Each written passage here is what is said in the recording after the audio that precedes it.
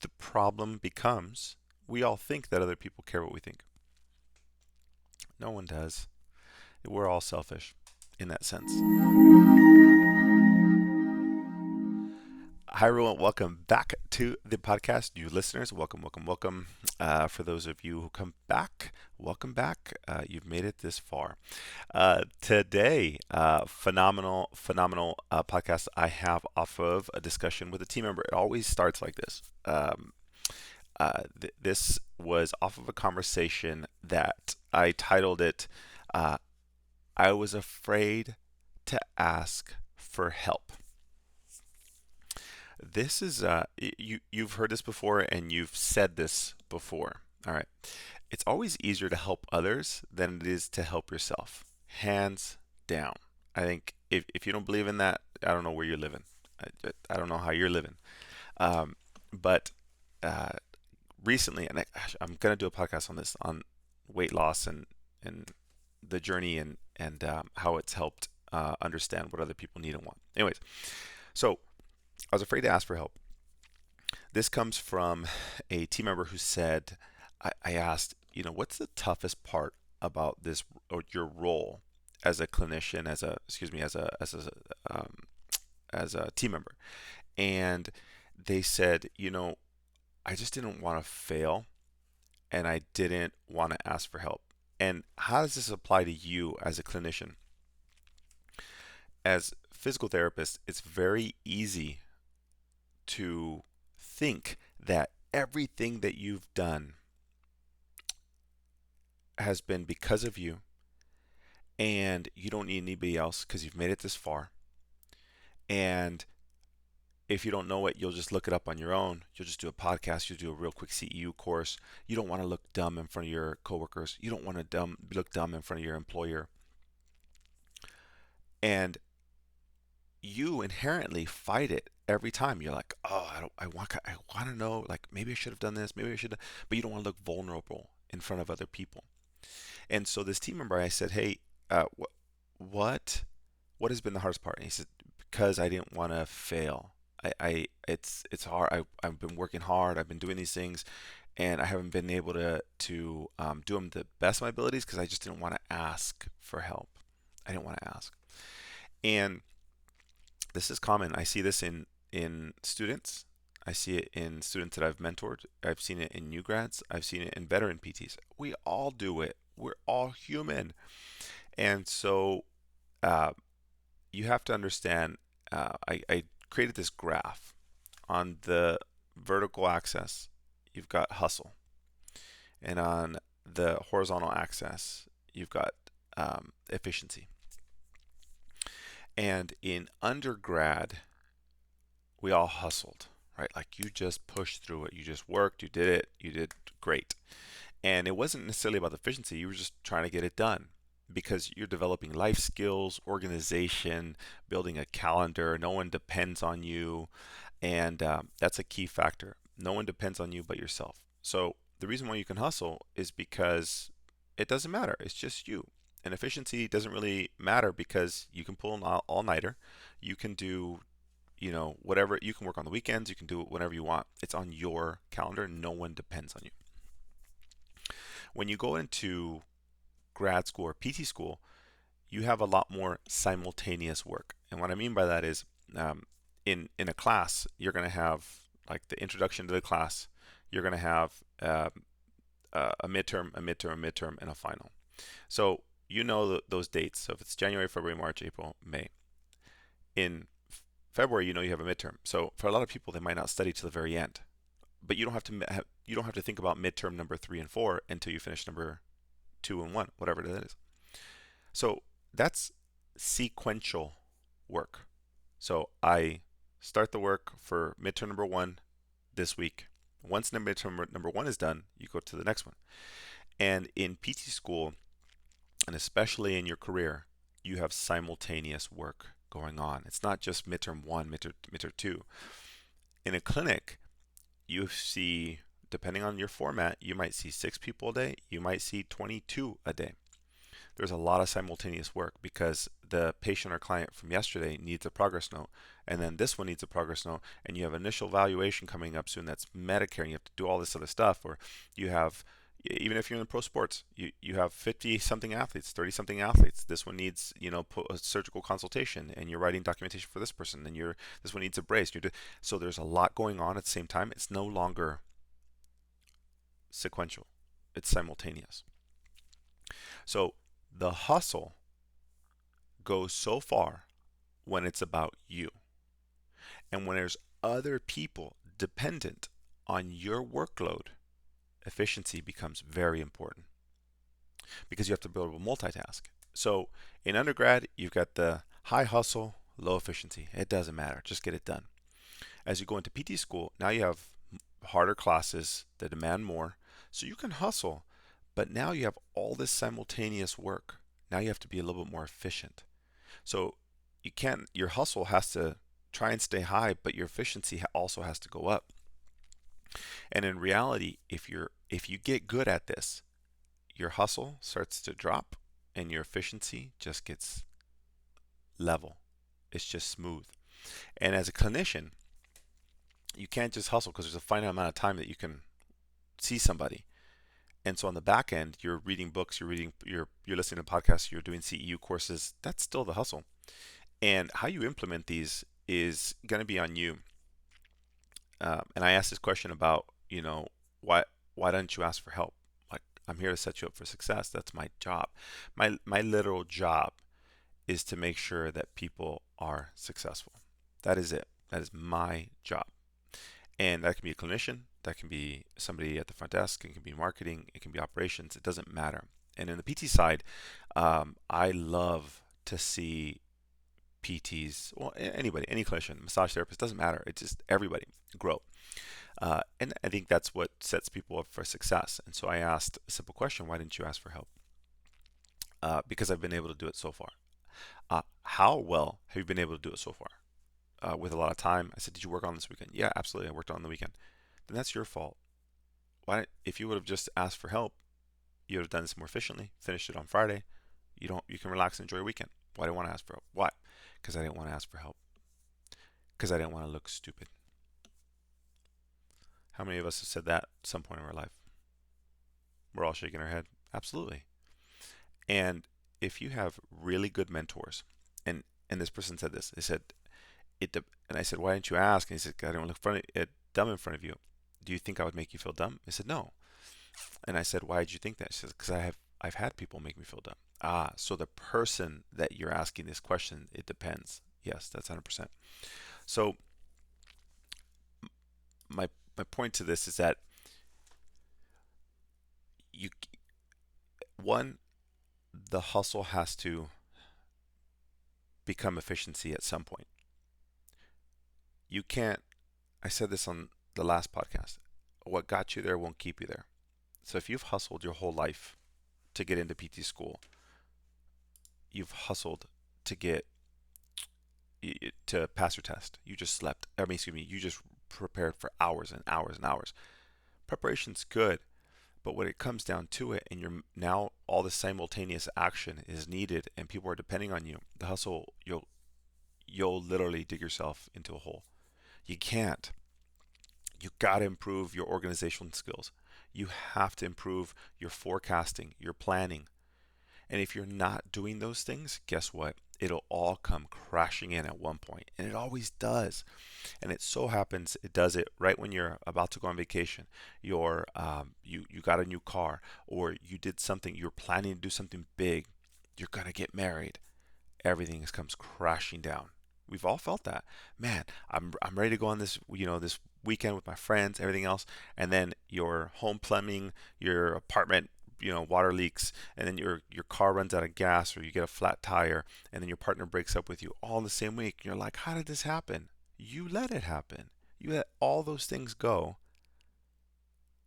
and it so happened that just all in that week it came down. So the same thing with your notes. You got 10 progress notes, documentation to do all these things. It's because you let them build up. And so why didn't you ask for help? It becomes the question. Like, how do I write these a little bit more efficiently? Ask your team members. How do I, complete the initial evaluation in 50 minutes or 35 minutes, whatever your actual times are. And you ultimately have to get better at efficiency because your hustle, you just burn out. I'm all about the hustle. I think that's great to start. The hustle creates resiliency.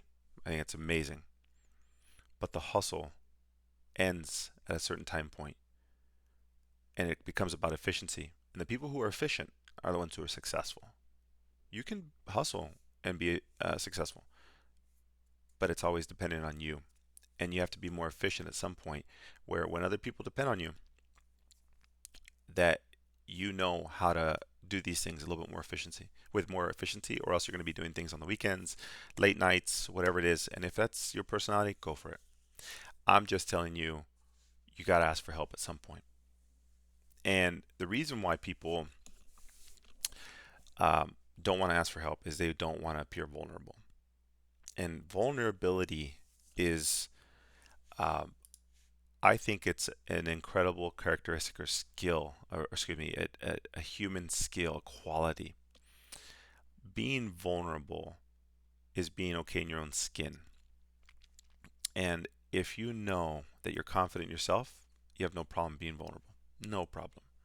Absolutely not. There's some podcasts that I'll do at some point to tell you about my upbringing and how I got here today.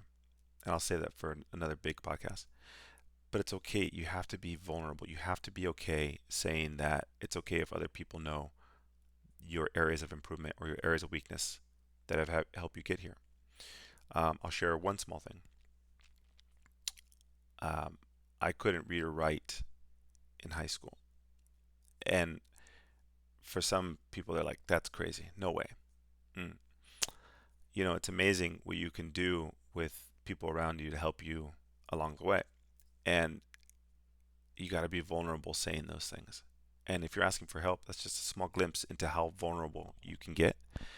And your humility to understand that this is not about you, it's the greater good. The person who is not selfless is selfish. The person who doesn't seek out help, who pays for that? The clients and patients do. Because you can't get things done right.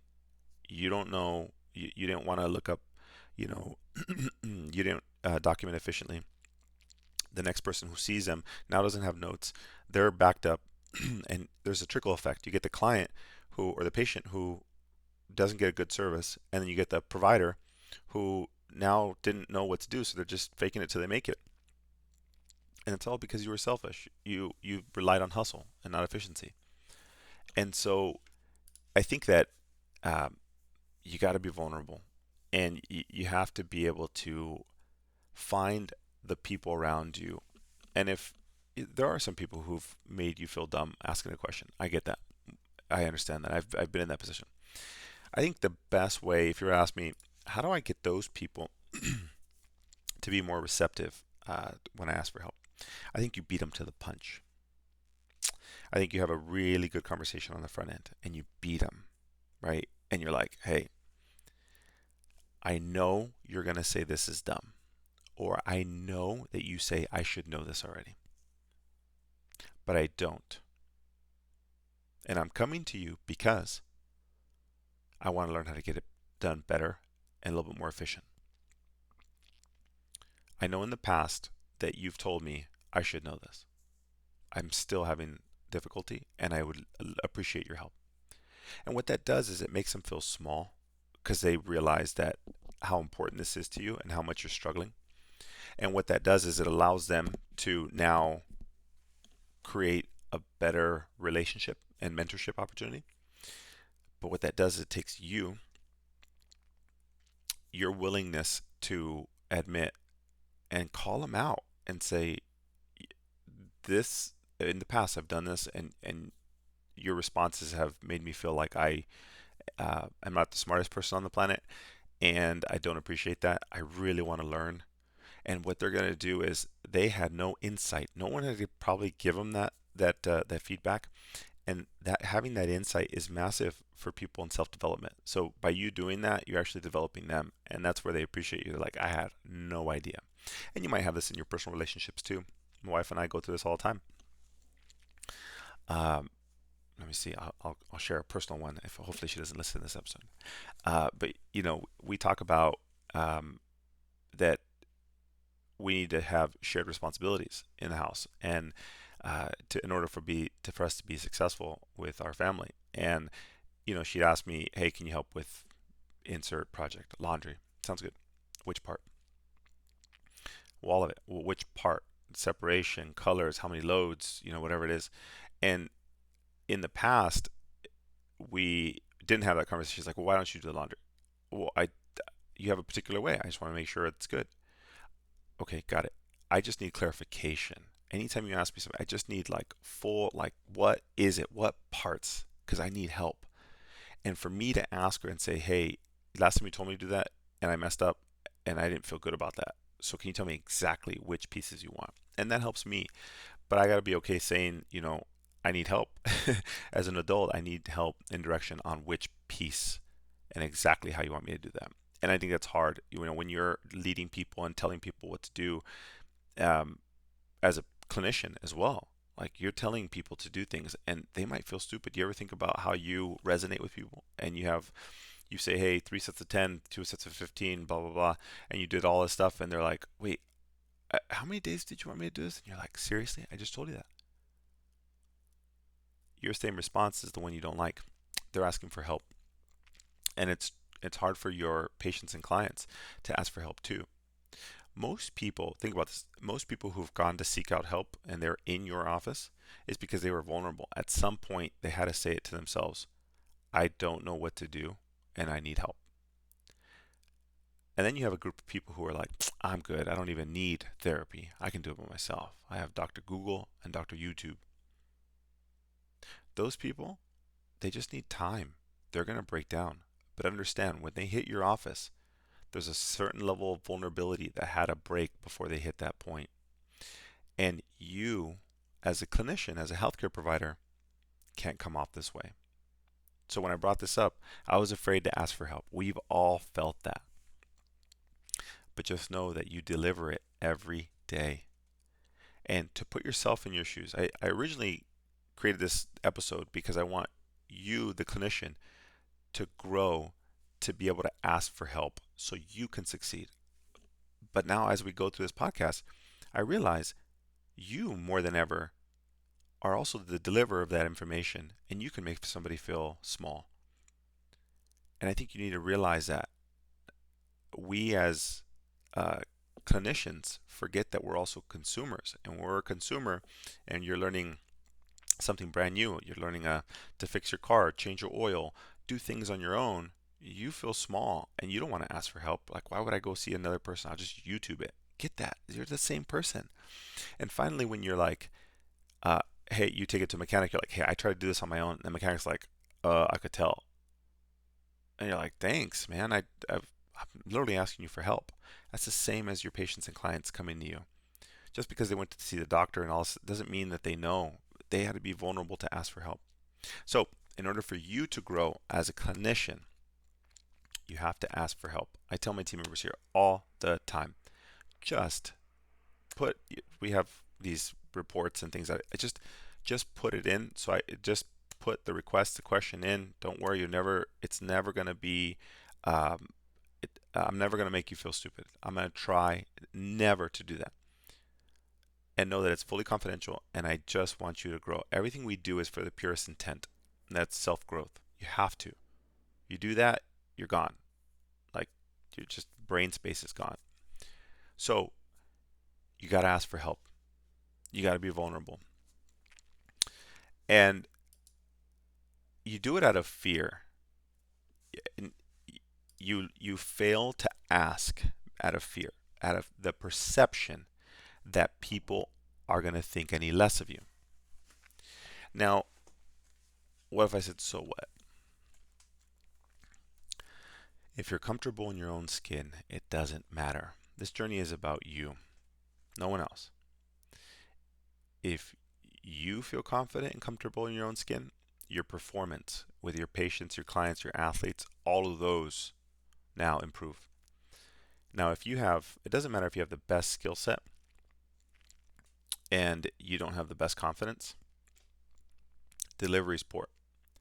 So if you're okay asking mentors, coworkers, let's give a scenario. What if you've been treating for 5, 6 years and you have this superstar new grad that comes out and had great mentorship, good internship opportunities, and you see them moving, you're like, oh, okay, you got some good exercises, you can do some return to play progressions, good ACL progressions, whatever it is, good testing, plyometrics, whatever it is, you'd be like, that's impressive. But the people who are not okay being vulnerable, you know what they're going to do? They're just going to watch them. And then they're going to start talking behind their back, like, oh, they think they're all good. Why don't you just ask, where'd you get those ideas? How'd you do that? Where'd you learn that from? It takes a lot for a person to admit that. Who cares? Who cares? If you're a clinician, you're a clinician. You think they're going to judge you for that? After they leave the clinic, they're all about themselves. They're going to go to the gym, have dinner, and go to sleep. It doesn't matter. The problem becomes we all think that other people care what we think. No one does. We're all selfish in that sense. You got to think about that, right? When you leave your office and you work with 4 or 5 other therapists, those other therapists are like, hey, good job today. Sounds good. They enter their car, they're listening to the podcast, listening to the radio, thinking about what they're going to eat, what they're going to talk to their partner about. They're going to go to sleep, they're going to go to the gym, they're going to go back to work. They're like, oh yeah, I forgot about you. How's life? They don't care. Like those windows, it's just in the office. And so you're the only limitation when it comes to being vulnerable, being comfortable in your own skin, and being able to ask for help. And if your CEU courses aren't working, and your mentor makes you feel small, your coworkers feel small, you have to voice up at some point. That's you, no one else. That's it. And then there's a very big saying we have downstairs in our team: you get what you tolerate. You get what you tolerate. Somebody comes to me, hey Chris, they've been doing this, you've been doing this, and they're not listening. What are you gonna do? It's not my problem. It's yours. You get what you tolerate. Put up with it or deal with it. And that's firm but fair. It's a fair way to look at it. And when you're talking to your mentors and the people around you, you're going to take it as long as you can. At some point, you have to be able to address the root, which is the lack of confidence in you having yourself and your almighty personality that doesn't want to be vulnerable. You got to be okay with that. And so I was afraid to ask for help. You can now see how this is going to limit your success. Ultimately, if you do this, if you're okay with this and you're just like, hey, you find a good mentor, you find a good team, and everyone's on the same page, this is working great, I'm doing this, but I need help with this. Okay, sounds good. What part? Oh, I need help with this, this, and this. Okay, sounds good. Change this, move this, do this. And you're like, sounds good. That took you a few minutes instead of letting that marinate and thinking about it at night and then dwell on it for the week. Who cares? Move on. No one's judging you if you're in the right environment. So set yourself up success. But you'll notice that all of this is based on the premise that you chose the right place. This is like a partnership. Or like a relationship. Think about the partner in your life, or the superstar partner that in your life that you had, if you don't currently have one, or if you're married and you and your partner. Everything goes into the decision to go into that relationship. So if you're working in a clinic that you don't enjoy, it's your fault. You chose it. Was it based on location? Was it based on just whatever was available? I understand that, but ultimately you want to find a place that like resonates with you, that allows you to be successful, that allows you to be vulnerable, and that's finding the people around you that are going to be just like that. And ultimately, that's what you want to do. And at Sports Performance, that's what we facilitate. That's literally what we try and facilitate every single week, every 3-hour meeting on Tuesday. And it's about being okay and developing yourself. And if you do that and you're confident in yourself, and that translates to your outcomes. Think about that. If you're confident, man, the delivery, the success that you'll have with your clients and patients, they will listen because they're like, this person knows their stuff. Your partner will listen, being vulnerable, doing those things. So don't be afraid to ask, but put yourself in a position where you're set up for success, and that allows everyone to keep moving forward because both people in that party, in that relationship, move forward as well. Your boss or your mentor are like, oh, I didn't know you thought that way. I'm so sorry. We'll change it up. Let's do it. Move forward. If you're afraid to ask for help, it slows your progress down and their progress down. So you're actually doing them a disservice as well. So, famous among students, new grads, veterans, established people who think they know it all. Those people are the hardest to change. And I see you, some people out there. It's very tough. But there you have it. Don't be afraid to ask for help. And actually, I do it on a regular basis. If you're asking, if you're curious, I ask on a regular basis to my team, to my wife, probably every day, every other day. She hates this. Here's a famous question that I give her. What do you love about what I do? And then what do you not love about what I do? And she hates that question. She's like, I don't want to tell you the truth. How about we just do it and be vulnerable? All right, there you have it. So I will catch you guys on the next episode. Don't be afraid to ask for help. Go do it this week. I'll see you guys on the next episode.